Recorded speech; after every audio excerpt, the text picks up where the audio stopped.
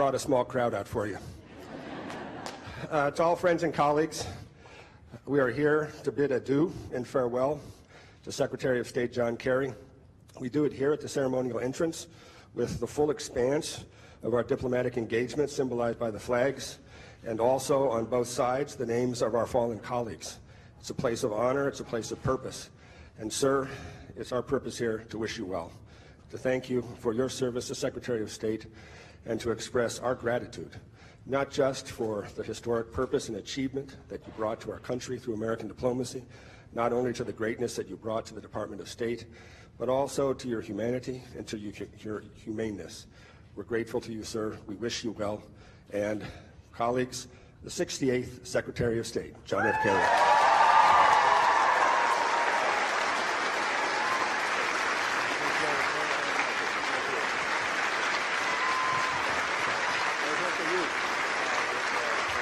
Thank you. Thank you, thank you, thank you very much. Thank you. Thank you. I accept the nomination. Thank you very much. That silenced pretty fast. I am leaving here, obviously, with sadness. It's bittersweet because you leave. But I actually am excited about the next chapter. And I have a feeling we're all going to continue to cross paths, continue to work, I know, for the same things. I'm obviously leaving you and a department that is so filled with hope, with a sense of right and wrong, with a sense of justice, with a commitment to people, to making life better all over the world. I'm leaving a pretty exhausted airplane crew. And Ben is leaving this department without any awareness that he is losing his privileges to a reserved elevator. It's, he doesn't have a clue. But all of you have made this just such an incredibly special journey for 4 years. As I think about it, I mean, you've made things fun. You've made it even UNGA 4 times. Was fun with what, 88, 90 meetings in the course of 5, 6, 7 days. We ground it out, but we did, I think, really good diplomacy, to be honest with you. I want to thank President Obama for his leadership, for the privilege he gave me.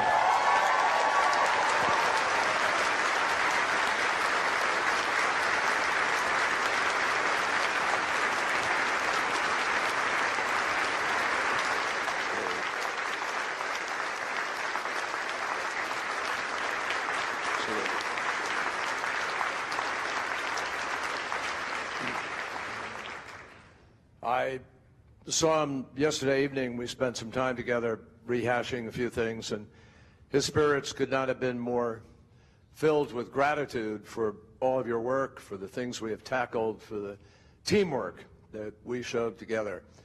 And I think there was a combined sense between the President and the National Security Advisor, Susan Rice, and myself, that we worked as a team, and we worked very effectively.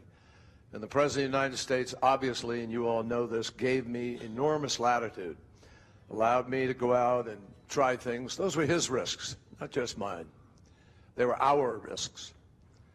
And he believed and believes, as I do, that you got to get caught trying, folks. That's our job. I know sometimes people say, well, you failed to get this done. I don't see it that way. We didn't succeed in getting it finished. We didn't fail. You never fail when you try greatly to go out and make things happen. And in our job, we're not always the guiders and controllers of the destiny. Other people have to make big decisions. They have to overcome centuries of ethnic or religious divide. They have to overcome interests internally. There are all kinds of difficulties, but we have helped to shape those choices for people in ways that I hope every single one of you feels proud of, understanding that you couldn't just stand by and allow Syria or other places to disintegrate without trying to pull people back from the brink. Now, I am optimistic, and I am leaving here filled with a sense, as I hope you are, of what we have been able to do together. And I mean together. The numbers of times some of you had to shift gears because the particular moment required us to adjust and to be flexible. The numbers of times that, we kept you driving through the night because an embassy was threatened and we had to think about how to move people. The numbers of times that we had to reschedule something because the nature of the conflict or the nature of the opportunity, which we wanted to seize. And you folks would just roll with a punch, whether it was ops or the line or the people who had to make the arrangements or cancel a hotel or get a motorcade out of nowhere within 1 hour. And it happened, truthfully. These are extraordinary efforts. And so all of you should be so proud and feel good about it. And I hope you'll share the rationale when I tell you that as a result of all of your efforts, I intend to make work-life balance the top priority of my time until I am no longer secretary. So I promise you, we'll get there.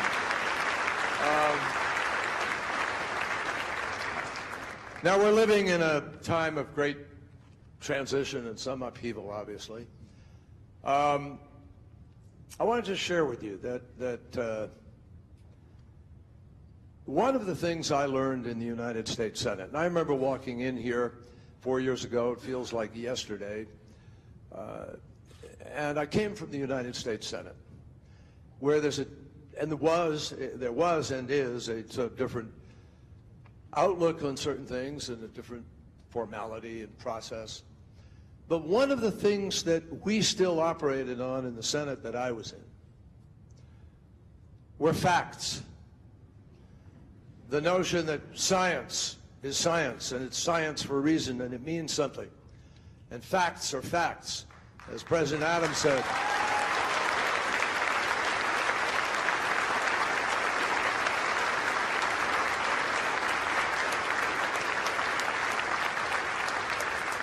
As President Adams said, facts are stubborn things. And as my old colleague, Pat Moynihan, said so many times, everybody is entitled to their own opinion, but no one is entitled to their own facts. Now, let me tell you, so let me share some facts with you. It is a fact that because of the efforts that we made to keep a nuclear weapon out of the hands of a country that was clearly moving towards the capacity to have it with 12,000 kilograms of enriched material equal to 10 to 12 bombs, because we have moved away from that, the world and that region are safer than they were before. It is a fact.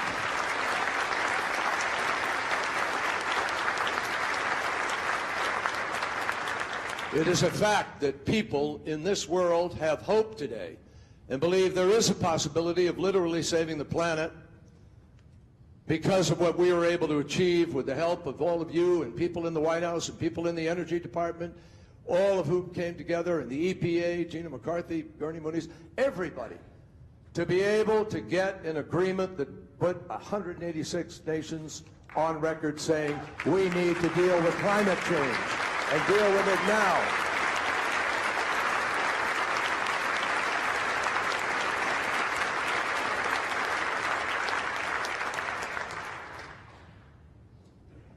All you have to do is pick up today's New York Times. I've been saying 2016 is going to be the hottest year in history. Now it's official. Front page of the New York Times today with a graph showing the remarkable rise of temperature. Now we have the third year in a row, each one the hottest year in human history. And so it is imperative for our children and our grandchildren and the future of this planet that we listen to scientists, that we take the precautionary steps necessary, and that we do even more to move to respond to the needs of climate change now. That is imperative for all of us. And the story is there as clear as a bell today. It is a fact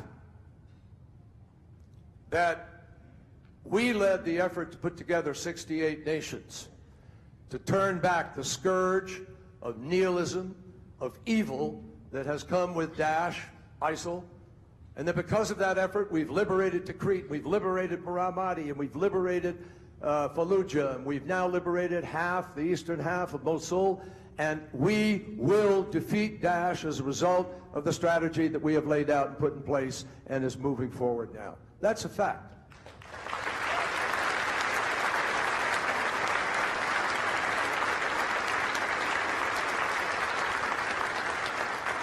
But it's also a fact that at this moment in time, and I've said this before, but I want to emphasize it, Dalva, because this is you. It's not me. This is you. Every person in every bureau of this department, and working with USAID and working with our colleagues in the Defense Department and other departments, we have cobbled together a greater effort to respond to crises in this world. We are more engaged in more places in this world with greater positive impact than at any time in American history. And you just run around the world and you see that. It's a fact that we have changed America's relations and the perception of America by ending a policy that was outmoded and outdated in Cuba, and by helping to end a 50-year war in Colombia and being part of the effort to help President Santos. That's a fact.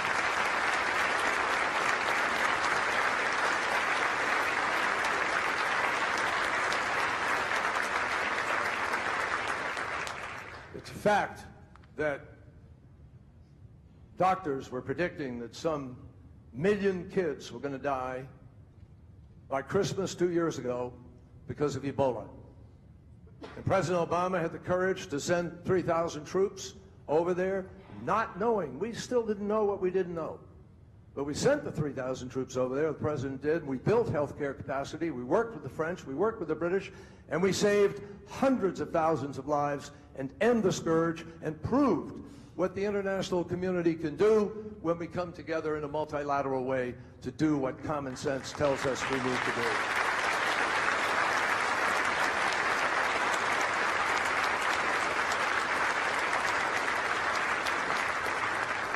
It's a fact that Putin was moving into Ukraine and could have gone further, and the United States galvanized Europe, brought people together in order to put together the sanctions, which have held, despite efforts to undo them or move away or people's exhaustion with it. And we've held that together, and we've been able to make it clear. We may not have yet fully implemented Minsk, but we have made it clear about the price that is to be paid for that kind of departure from the norms that we have worked to achieve and to hold on to ever since World War II. And so it is that Ukraine and the rest of Europe stand together against the notion that big countries take land from small countries just because they can. No, not in our sense of right and wrong, and not in our world, which is committed to the norms of the international community. That's a fact.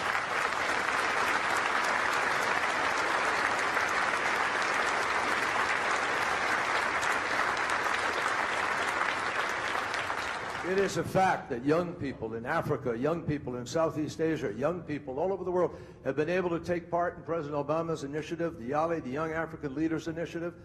And listen, those of you who've had a privilege of listening to those kids, it's inspiring. It's the future. And they're invested in it now. And they're invested in us. And that's good diplomacy. It's the most important diplomacy of all, to give young people the possibility of the future. It's a fact also that we stood up to North Korea. We haven't solved the problem, no. But remember how long it took with the Iranian sanctions before we were able to get to the table and make a difference. These sanctions, we've been able to ratchet up twice now, bringing China to the table. It was our leadership that helped to create the pressure and the effort that tightened those sanctions. They're in place now, and we turn over to the new administration an opportunity to go even further. Now, South China Sea. We've stood up for the freedom of navigation. We've stood up for the right of resolving conflicts multilaterally in the world by rule of law. I mean, I don't want to, I'm not going to do every country in the world, but I hope you get the drift, folks. I hope you get the idea that engagement has made a difference.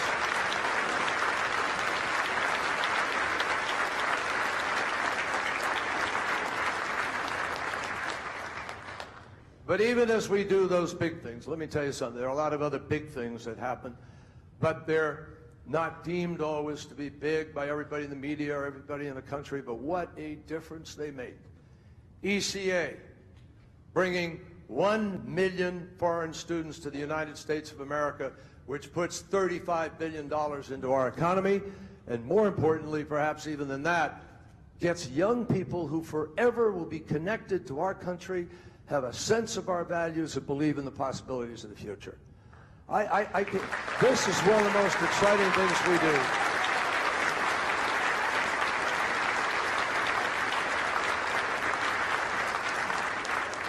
I cannot tell you how many times I've been privileged to sit down with a foreign minister, a finance minister, a prime minister, and they look at me and they say, oh yeah, I went to Cornell, I went to Princeton, I went to Harvard, I went to wherever it is. And they're excited about it. The foreign minister of Saudi Arabia, who passed away just, he was the longest serving Saudi Arabian, the longest serving foreign minister in the world, Saud al-Faisal, became a good friend of mine, Prince Faisal. And he passed away a year and a bit ago. But he used to tell me with such pride about his years at Princeton and how it helped him to understand our country. It's just one example. The consular division put out some 19 million passports or cards over the course of the time that I've been here. It's an extraordinary story, and helped people countless numbers of times when an American citizen is abroad to be able to get home if they lost their passport, or find someone that they were looking for, or reunite with a family, or you name it, 100 different ways. Those are 100 different important diplomatic acts that they have performed at the same time. 19 million of them. That makes a difference in this world. There are 300 children who were abducted from the United States. People don't know it because it happens underneath the radar screen, but we've united those 300 kids who were either retained or abducted or falsely held in the country. We've gotten them back to their homes in the United States and reunited with their families.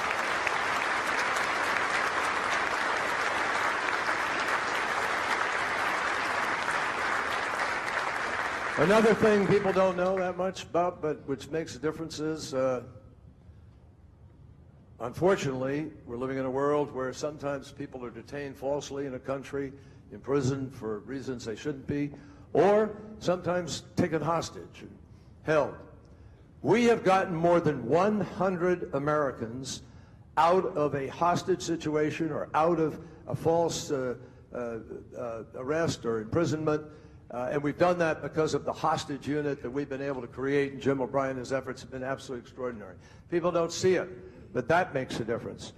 We have been able to secure, and particularly after Benghazi, this is sensitive to everybody, but we've been able to secure, with the help of Pat Kennedy and DS and all the other folks who work so hard, 35,000 of our employees who now are moved into secure facilities who were not in secure enough facilities. So we can say people are safe and working in an environment community.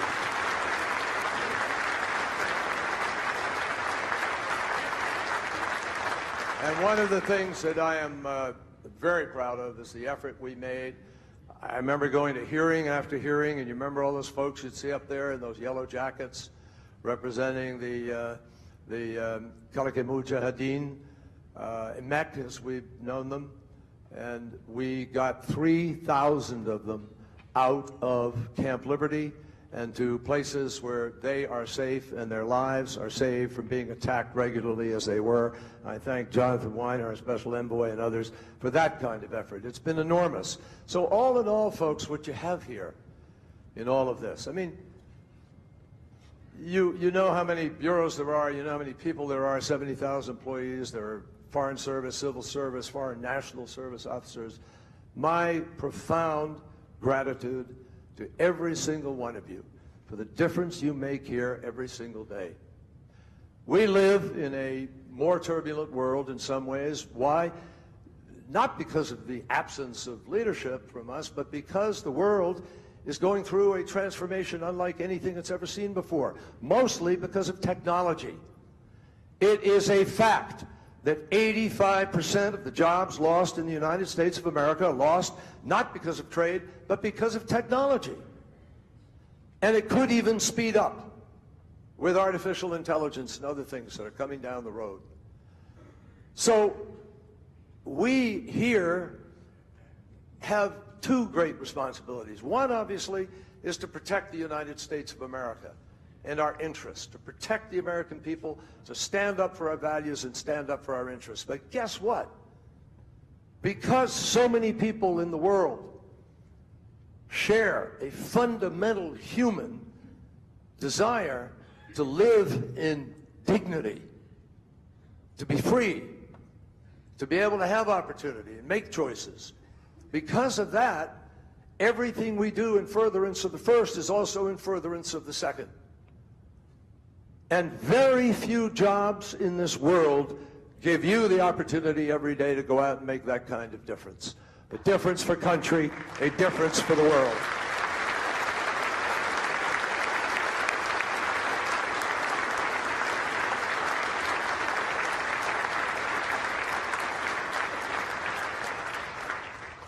In June of 1968, I was coming back from a tour of duty in the Gulf of Tonkin on the ship, and as we approached the coast of California, we were hearing this squiggly radio signal until finally it came through louder and clearer, and we could hear the pandemonium and the turmoil of the shooting of Bobby Kennedy in Los Angeles. And that was a time when many people in the country had a reason to sort of doubt where we were going. After all, 5 years, within the framework of 5 years, we lost a president of the United States. Then we lost his brother, a candidate for president of the United States. We lost Martin Luther King, this great voice for civil rights and for freedom and for the future. We lost more, obviously, if you look at the people blown up in a church in Birmingham and those young girls and Medgar Evers and others. That was the turmoil of the time.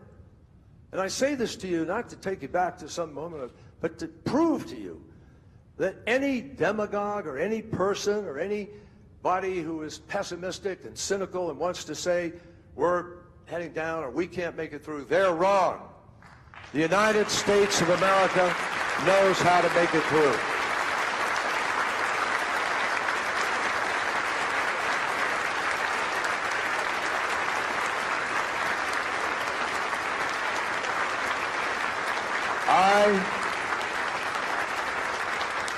I'm actually very optimistic about the future. I know some of you accuse me of having blind optimism. No, it's not blind. But I am optimistic, and I'm optimistic because this country has shown again and again how strong we are internally, how powerful we are, how incredibly resilient we are, and how we have the ability to redefine our story, to write the next chapter, to go on into a stronger, better place. And why do I say I think we're going there? Because look at what is happening. For the first time in human history, extreme poverty is under 10% in the world. Today, a child born somewhere in the world is more likely to go to school, more likely to be fed, and that's partly because of all the work that you've done. Today, a woman who gives birth somewhere in the world is 50% less likely to die in childbirth, because of the work we've done to bring health care and move to people. We're curing diseases we never thought we could cure. We're opening up opportunity. And in fact, despite Daesh, despite the violence we see, fewer people are dying in this dawn of the 21st century than were dying in parts of the last century. And it's not nation states that today are basically deciding to go to war against each other. It's non-state actors. So our challenge going forward is to make sure that all those young people in every country in the world have opportunity, have a chance to meet those aspirations that we get to live here and that too many people take for granted. So I'm confident. Honestly, I am. And one thing, I'll just close by telling you that the one thing that I think is important is I am part of a generation that is sometimes accused of excess or even of a false sense of possibility, but I don't agree with that. The 1950s, which was not my generation, were a time of conformity, a time of don't rock the boat. But we came along in the 1960s and we decided to rock the boat. And we did. And I'm here to tell you today that because of the women's movement, because of the Equal Rights Amendment effort, because of the environment movement, we didn't even have an EPA until 20 million Americans came out of their homes and reclaimed our future. And because of the peace movement, we did finally end a war that never should have started and thought we learned the lessons from. But the point I'm making is, folks, that happened because people like you and others held on to the hope, believed in the possibilities of change, and went out and fought for it. And I am absolutely confident now that people are prepared to fight for the future in the same way, with the same energy, with the same vision, and the same commitment.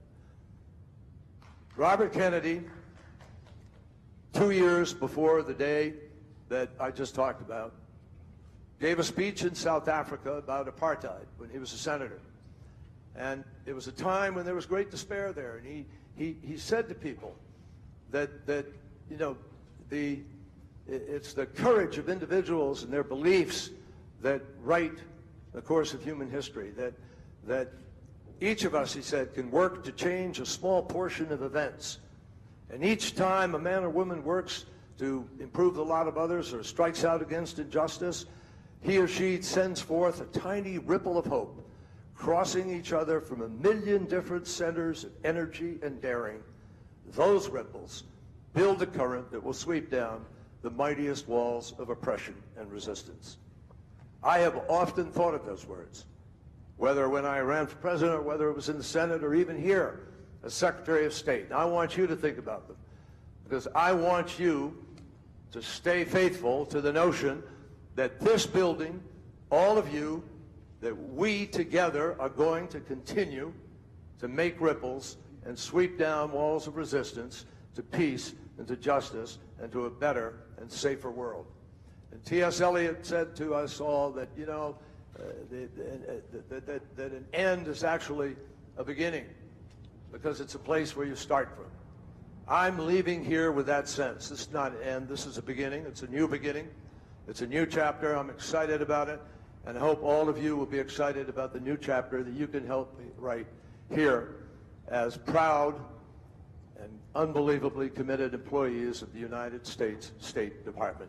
Thank you so much for the privilege of working with you. Thank you. Thank you.